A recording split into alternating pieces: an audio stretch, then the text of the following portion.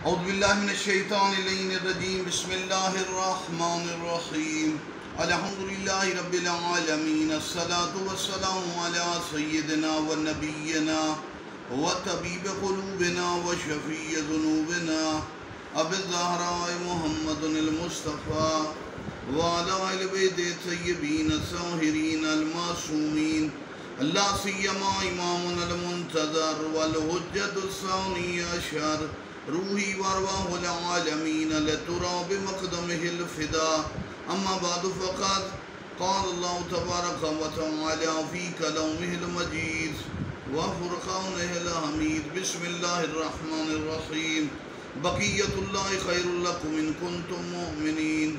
مومنین کے لیے ایمان کا تقاضا یہ ہے کہ اللہ کے باقی ماندہ خزانہ امام زمانہ کو یاد کریں۔ امام زمانہ بہتر ہیں، حضرت کی یاد ایمان کی بڑی علامت ہے، اور امید اسلام و ایمان و قرآن امام زمانہ کی ذات ہے، جن کی وجہ سے ہر چیز کو بہار و عروج ملے گا۔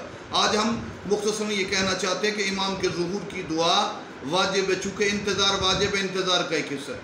اس میں یہ ہے کہ 9 ربیع الاول امام کی تاج پوشی امامت کا پہلا دن ہے، اس دن دعا کی جائے۔ ویسے تو ہر روز دعا کی جائے بالخصوص، اور 9 ربیع الاول کو دعا کی جائے، 15 شعبان کو دعا کی جائے، 10 محرم کو دعا کی جائے، باقی تمام چیزوں کے علاوہ 23 رمضان امام کے ظہور کے اعلان کا دن دعا کی جائے۔ اور آقا بعید خراسانی نے فرمایا کہ 15 رمضان نیمہ شعبان کو دن کے 11 بجے یہ دعا کی جائے، اور کوشش کریں کہ دعا 14 دفعہ کون سی دعا کریں؟ اللہم قل ولیک الحجۃ ابن الحسن صلوات علیہ وعلی آبائی فی هذه الساعة وفی کل ساعة ولیا وحافظا وقائدا وناصرا ودلیلا معینا حتی تسکنوا ارضک طوعا وتمتعوا فیہا طویلا۔